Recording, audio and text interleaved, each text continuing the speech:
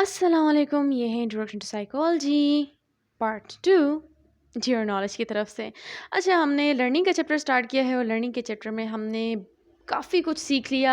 और अगर आप मेरे एक रेगुलर व्यूवर हैं, हर एक वीडियो आप देखते हैं, तो आपने काफ़ी कुछ सीख लिया होगा चैप्टर ऑफ लर्निंग में, जिसमें हमने क्लासिकल कंडीशनिंग को भी काफ़ी डिटेल में पढ़ा, काफ़ी डिटेल में सीखा क्लासिकल कंडीशनिंग के बारे में। उसके बाद फिर ऑपरेंट कंडीशनिंग था और it was very detailed, it is very detailed as well.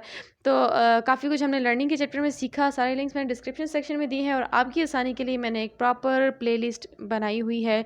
Classical conditioning जो चैप्टर है या क्लास ये जो लर्निंग का चैप्टर है, इस पे जो है मैंने आपकी आसानी के लिए, इसके अलावा पिछले जितने भी लेक्चर्स थे, सारे प्लेलिस्ट आपकी आसानी के लिए जो है मौजूद है डियर नॉलेज चैनल पे। अच्छा, ये वाली वीडियो जो है जो नया मैंने सीरीज़ स्टार्ट किया है लर्निंग चैप्टर में, वो है पनिशमेंट। और पनिशमेंट में भी काफ़ी कुछ मैं अपलोड कर चुकी हूँ। जिस तरह पिछला जो लेक्चर था that was about 4 ways to modify behaviour, कि वो कौन से 4 तरीके हैं जिससे एक बिहेवियर जो है वो मॉडिफाई होता है, यानी कि एक बिहेवियर को आप शेप कर सकते हैं, बिहेवियर को चेंज कर सकते हैं। तो वो कौन कौन से 4 तरीके हैं 4 वेज टू मॉडिफाई बिहेवियर, उसका भी मैंने लिंक जो है वो डिस्क्रिप्शन सेक्शन में दिया हुआ है। अगर आपने वो लेक्चर मिस किया है या पिछला कोई सा भी लेक्चर मिस किया है, तो मैंने सारे लिंक्स जो हैं वो डिस्क्रिप्शन सेक्शन में आपकी आसानी के लिए प्रोवाइड किए हुए हैं। फिर भी अगर कोई इशू है, डिफ़िकल्टी फेस हो रही है, कोई वीडियो नहीं मिल रही है आपको, तो you can ask me in the comment section और मैं आपके साथ लिंक शेयर कर दूँगी। अच्छा, this video is about punishment by application in which we will be understanding the risk. Punishment by application है और इसमें रिस्क फैक्टर्स क्या होते हैं, इसके ड्रॉबैक्स क्या हैं, तो ये सारा लेक्चर जो है वो उसके बारे में है।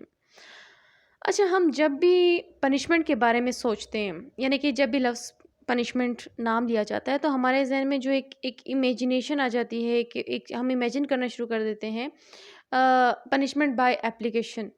पनिशमेंट बाय एप्लीकेशन यानी कि कोई अनप्लेजेंट स्टिमुलस का इंट्रोड्यूस होना या कोई अनप्लेजेंट स्टिमुलस मिलना, जैसे कि स्पैंकिंग हो गई, स्कोल्डिंग हो गई, और इसके अलावा जितने भी नेगेटिव कॉन्सिक्वेंसेस हैं किसी भी अनडिज़ायर्ड बिहेवियर को स्टॉप करने के लिए, तो वो सारी चीज़ें हमारे माइंड में आना शुरू हो जाती है। यानी कि अगर मैं लफ्ज़ पनिशमेंट का नाम लूँ, तो आपके जहन में एक ही पिक्चर आती है कि एक बंदे ने एक बुरा बिहेवियर किया है और उसको उस बुरे बिहेवियर से रोकने के लिए जिसको मारा जाता है या पीटा जाता है या उस पे चिल्लाया जाता है, जो भी है, यानी कि एक अनडिज़ायर्ड, एक अनप्लेजेंट स्टिमुलस जो उसको दिया जा रहा है, वो पनिशमेंट है। हाँ, यानी कि इससे रिलेटेड हमारे ज़हन में ये चीज़ें आ रही होती हैं।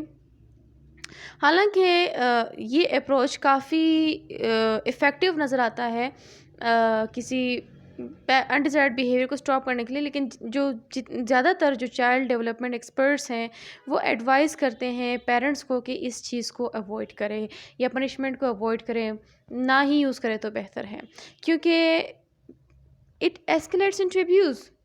पनिशमेंट, मार पिटाई वाली बात जो है वो फिर पेरेंट्स से जो है वो बात पनिशमेंट से आगे अब्यूज़ की तरफ चली जाती है। तो इसलिए यानी कि बहुत सीवियर हो जाती है बात, इसलिए जो चाइल्ड डेवलपमेंट एक्सपर्ट्स हैं वो इस चीज़ को मना करते हैं कि ना ही पनिश करे तो अच्छा है। जिस तरह स्पैंकिंग हो गई for instance might seem harmless. आप कहते हैं कि क्या है, 1-2 थप्पड़ मार दूँगा या 1-2 थप्पड़ मार दूँगी तो ठीक है, बच्चा बाज़ आ जाएगा। हार्म एक क्या है, छोटे से 1-2 टैप्स हैं, लेकिन इट माइट सीम हार्मलेस।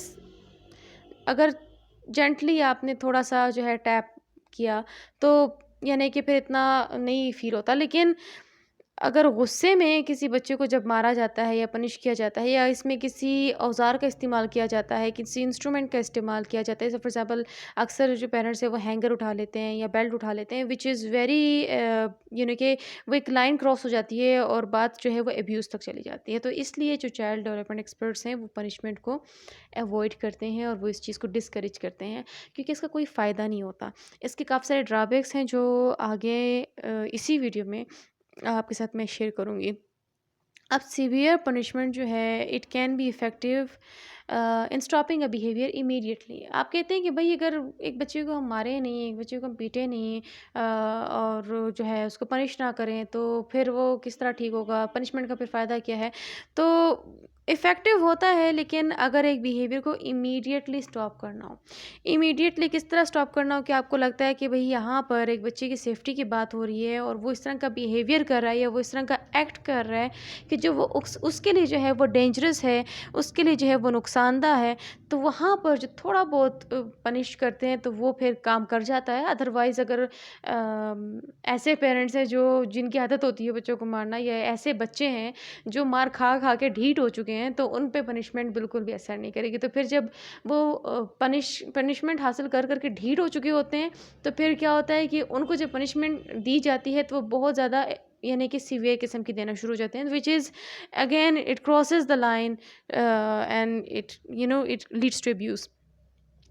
अब किस तरह एक चाइल्ड अगर बहुत ज़्यादा एक इंजूरियस बिहेवियर कर रहा है या कोई बहुत ख़तरनाक एक्ट कर रहा है, तो वहाँ पर अगर पनिशमेंट को इंट्रोड्यूस किया जाता है तो जो बच्चा है वो इमीडिएटली उस बिहेवियर से रुक जाता है। फॉर एग्ज़ाम्पल एक रश है और रोड पे भी गाड़ियाँ बहुत ज़्यादा चल रही हैं और इसमें जो है बच्चा दौड़ लगा रहा है, तो डेफ़िनेटली वो वाला एक्शन जो है वो बच्चे के लिए नुकसानदायक है। तो वहाँ पर अगर आप बच्चे को थोड़ा-सा डाँट देते हैं या उसको रोक के थोड़ा-सा हल्का-सा उसको मारते हैं, तो that is something effective for the child. वो बच्चा हो सकता है वो वाली एक्शन, वो वाला बिहेवियर दोबारा ना करे।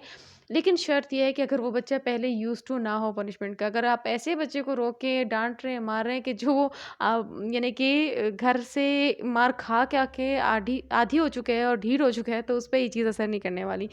तो बट अगेन जिस तरह मैंने आपको कहा कि कुछ बहुत डेंजरस या बहुत इंजूरियस बिहेवियर या एक्शन जो बच्चे कर रहे होते हैं, वहाँ पर रोकने के लिए किसी बिहेवियर को इमीडिएटली स्टॉप करने के लिए जो है हमारे पास ये वाला जो एक है पनिशमेंट, तो ये काम कर जाता है। बट अगेन कि सिवियर नहीं होना चाहिए, इतना हो सिर्फ बच्चे को डराने के लिए।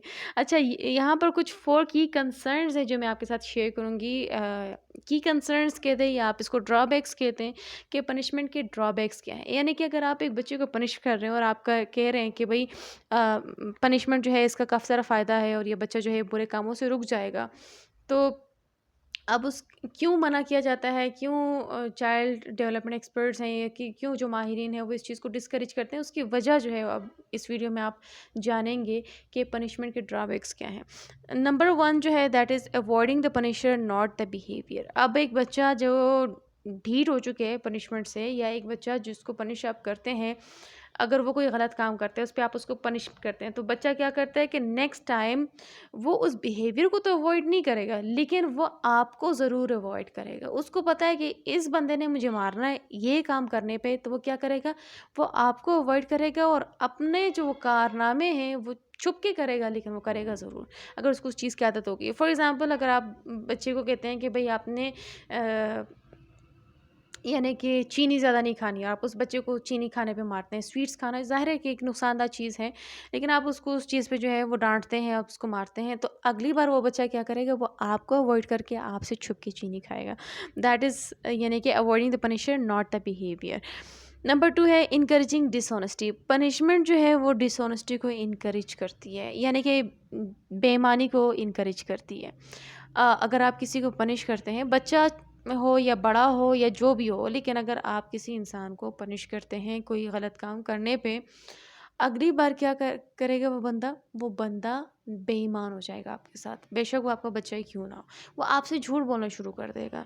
वो यानी कि वही वाला काम करेगा, बट वो उसका बिहेवियर जो है वो चेंज हो जाएगा। It can the person can lie to you. आप किसी शख्स के साथ किसी बात पे लड़ रहे हैं, आप उसको पनिश कर रहे हैं कि भैया आपने ये वाला काम गलत किया था, आपको ये नहीं करना चाहिए था। अगली बार वो वही काम दोबारा करेगा, लेकिन आपसे छुप के करेगा, और अगर पता चल गया तो आपसे झूठ बोलेगा। That is encouraging dishonesty. यानी कि अगर आपने बच्चे को चीनी खाने पे मारा है, अगली बार वही चीनी वो खाएगा, लेकिन छुप के खाएगा, यानी कि आपको अवॉइड करेगा। अगर आपने उसको उस चीज़ पे पकड़ लिया या किसी ने आपको बता दी कि भई उसने इस तरह किया था, तो वो आपसे झूठ बोलेगा कि नहीं मैंने नहीं खाया, ये झूठ बोल रहे हैं, मैंने कुछ नहीं खाया। वो अवॉइड करेगा, वो आपको झूठ बोलना शुरू कर देगा। क्यों? क्योंकि उसको आपसे डर लगता है, आप पनिशर हैं। उनको पता है कि ये काम तो मैंने किया है, अगर इसको पता चल गया तो इसने मुझे मारना है। तो यहाँ पर क्या है कि डिसऑनेस्टी को इनकरेजमेंट मिल रही है ना। यानी कि अगर बच्चा होमवर्क करके नहीं आया, अगेन मैं जो है वो एजुकेशन की तरफ चली जाती हूँ, वहाँ से उससे रिलेटेड एग्जाम्पल्स देना शुरू कर देती हूँ। बट अगेन इसको हर जगह अगर आप इसकी एप्लीकेशन चेक करें ना, कि अगर जहाँ जहाँ अप्लाई किया जाता है, घर की एप्लीकेशन तो मैंने आपसे शेयर कर दी, स्कूल में अगर बच्चा होमवर्क करके नहीं आता और आप उसको उस चीज़ पे डांटते हैं या आप उस चीज़ पे उसको मारते हैं, तो अगली बार भी वो वही काम करेगा, वो होमवर्क करके नहीं आएगा, क्योंकि उसकी आदत है। हो सकता है उसको होमवर्क मुश्किल लगता हो सकता है वो भूल जाता हो सकता है उसके घर में लोग बहुत ज़्यादा हैं, वीडियो गेम्स वो खेलता है, समथिंग कुछ भी डिस्ट्रैक्शन हो सकती है, लेकिन वो अगली बार भी होमवर्क नहीं करके आएगा, लेकिन वो आपके साथ बेईमान हो जाएगा, डिसऑनेस्टी शो करेगा।